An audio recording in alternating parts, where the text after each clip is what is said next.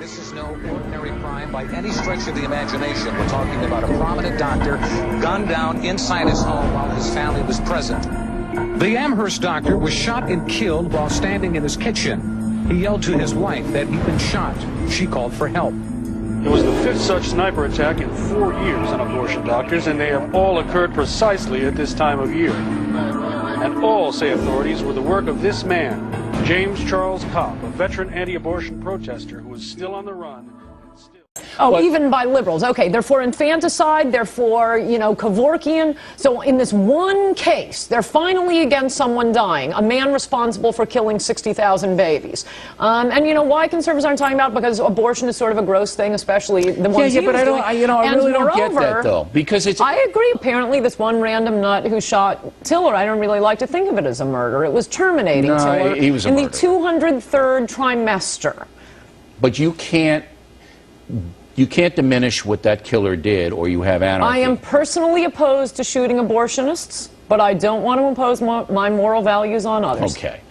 But if you can't. If you don't it's believe an in shooting anarchy abortionists, situation. then don't shoot an abortionist. You must have a society, or will collapse, that has Okay, laws. their logic is, if you don't believe in abortion, don't have an abortion. If you don't believe in shooting abortionists, don't shoot an abortionist. No, their logic is always for death. You're talking about the left. I'm talking about the not the far left, the pro-abortion liberals. That's pretty much the Democratic Party, Bill.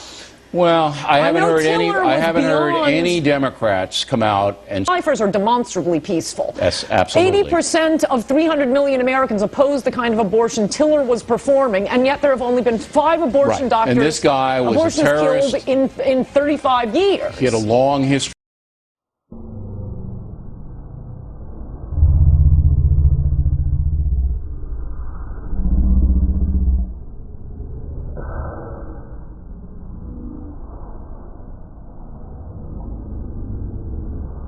If the places in Cincinnati were ever firebombed, they would come looking to me as their prime suspect. But I said to myself, I don't care if they know that I did it. So I went ahead after that, after they told me that they would figure that I did it, and I went and did it, And they came to me and said, did you do it? And I said, no. I've been involved in the movement for about 2 years before I was arrested. I got involved because it's one of the only causes left that's worth fighting for, and really, in my definition, the only cause that's worth fighting for is one that's worth dying for and giving your life for. And there's nothing that I see that is more valuable than the human life that's just being thrown away by the abortion. These are one of the posters that we're being sued about. The lawsuit itself claims that the wanted posters are all implied threats of violence against abortion providers and against abortion clinics. Well, it simply says that, in the opinion of these dear folks that put this up, that these people who commit abortion are committing crimes against humanity. And I think that idea was what led to the Nuremberg idea. It's a very educational notion that in the future, when we come to our senses, we will abandon this practice and then we will prosecute those who were involved in it. That's what I believe might happen someday, and I hope for that time. What Planned Parenthood would tell us is, that's not what we're doing today. So you all need to keep your mouths shut, because what you say scares our abortionists. Do you think that the plaintiffs in the case in Portland have reason to feel that their lives are threatened by the wanted posters and the websites? I think there's plenty of reason for the guilty to always live in fear. Stop abortion now! Stop abortion now! Stop abortion now! Why yes, abortion now! Why yes, abortion now! Why yes, abortion now! Why yes, abortion now! Shame on you! Shame on you! Shame on you! Security purposes, are any nail files, knives, guns, pepper spray? The security here is designed to basically present no opportunity. It may seem that this is a big to-do about nothing, but when you've lost 2 physicians in Pensacola, and if you count the other physician who was killed in Mobile, it's 4 people who've been killed within 50 miles of here. We sure don't want that to happen again. The incident is all too familiar, and the state of Florida continues to be the site of numerous clinic bombings and arson attacks. In 1984, on the early morning of June 25th, my telephone rang, and it was the sheriff's department on the line, and there had been a bomb at our clinic. The bomb was placed on my chair in my office. It was only 6 months after the first bombing. I got a phone call. Once again, the clinic had been bombed. If we have to bomb and torch clinics, so be it. I don't have a problem in the world with that. Dr. David Gunn was shot after getting out of his car as he came to work at a Pensacola abortion clinic. A dozen anti-abortion protesters from an Assembly of God church were outside. One of them was armed. David Gunn became the first doctor killed in this now deadly debate. Protester Michael Griffin was convicted of the murder and sentenced to life in prison. At the trial, Griffin's supporter said the murder was justified. I ask you, if he defends an unborn child, why is he considered a murderer? It's not just here. Now it's really spread across the country. Who would have thought these people would be murderers? And we still have them on the loose. And we still have to watch our backs. We're still living with murderers. They're still out there. In Arizona yesterday, the Republican governor there, Jan Brewer, signed into law the most restrictive ban on abortions in the country.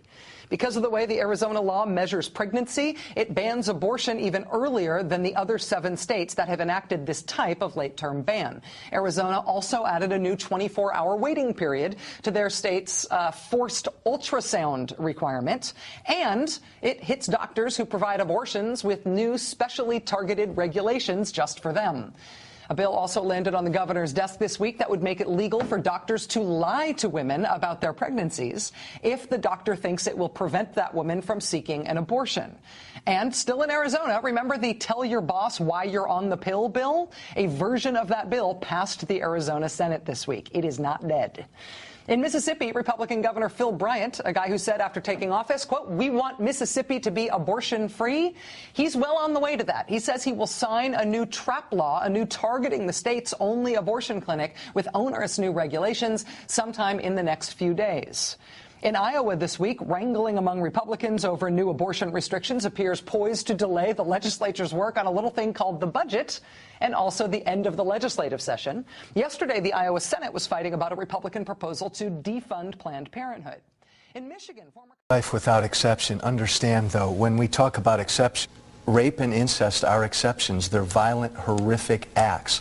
Well, I'm pro-choice without restriction, and here's the thing, though. Mr. Walsh would actually, as he said, not for rape, incest, or life of the mother. He would let a woman die rather than to give her, and then to give the doctor the option to save her life. That's not fair. And you know, that's not fair. And wait, here he is. Hold on, pause it. Here he is at a press conference right after that, saying why it's not fair. This is an issue that opponents of life throw out there to make us look unreasonable. There's no such exception as life of the mother. And as far as health of the mother, same thing. With advances in science and technology, health of the mother has become a tool for abortions for any time under any reason. The last point I'm going to make, Jeff, is, again, you've got 2 records on this issue to compare. Mine, pro-life, against Tammy Duckworth's, who supports taxpayer funding of abortion. So here he's saying that there is no circumstance that the idea of the health or the life of a woman is a fiction because there are no more circumstances where that's the case. This guy is not only a right-wing nut job who apparently doesn't even think he can make these proclamations without even talking to a doctor. There is no daylight between this dude and a guy like Todd Akin who's talking about if you're really raped, you can't get pregnant.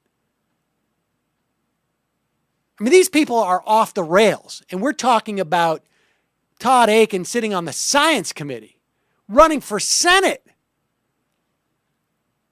These people are just You cannot tell. I mean, you want to say there's no armies attacking women? That's fine. But the idea that women's rights are not under siege by the right wing in this country is laughable. About what we know about Congressman Paul Ryan, he has certainly shown himself to be one of the most extreme members of the Republican Party on women's health. I think you outlined it very well. He wants to make abortion illegal in all cases. He has signed on to the personhood bill, which we're very concerned will have implications for in vitro fertilization, for different kinds of birth control.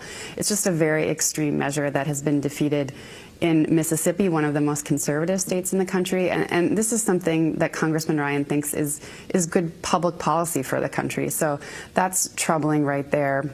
So that means that abortion becomes illegal, it becomes a crime, and there aren't places where women can get safe and legal abortion procedures.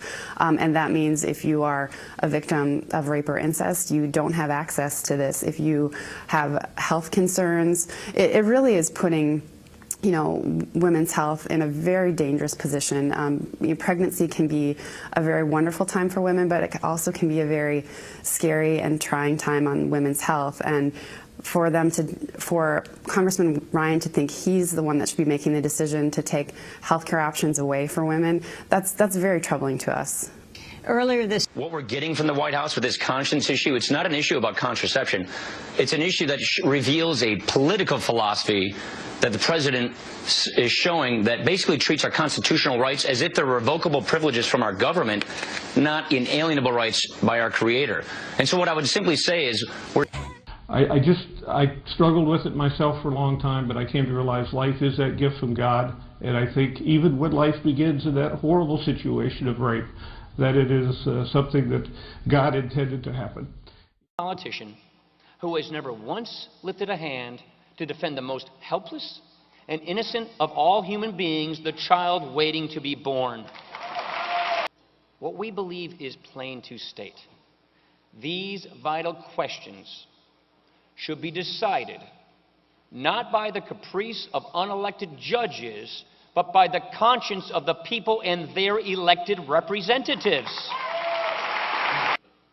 We believe in showing compassion for mother and child alike. We don't write anyone off in America, especially those without a voice. Every child has a place and purpose in this world. Everyone counts. And in a just society, the law should stand on the side of life. Now, elections are underway in Mississippi today, and the truly insane personhood amendment is being voted on as we speak. Now, it's called Initiative 26, and the legislation defines a fertilized egg as a person. So legally, it's totally incoherent. And the most terrifying part of it all is that there's a 50-50 chance that it'll pass, with the support of both gubernatorial candidates, Democrat and Republican. Now, so what does this bill actually mean for the state and for our country as a whole? Well, it's an obvious attack on women's reproductive rights, but labeling an egg as a human with rights carries a lot more legal issues with the title. For starters, Initiative 26 would make any form of contraception illegal, but also make OBGYNs, even mothers, more susceptible to civil and criminal lawsuits. So should anything happen to the fetus, say before the woman even knows she's pregnant, a woman could theoretically be charged with murder.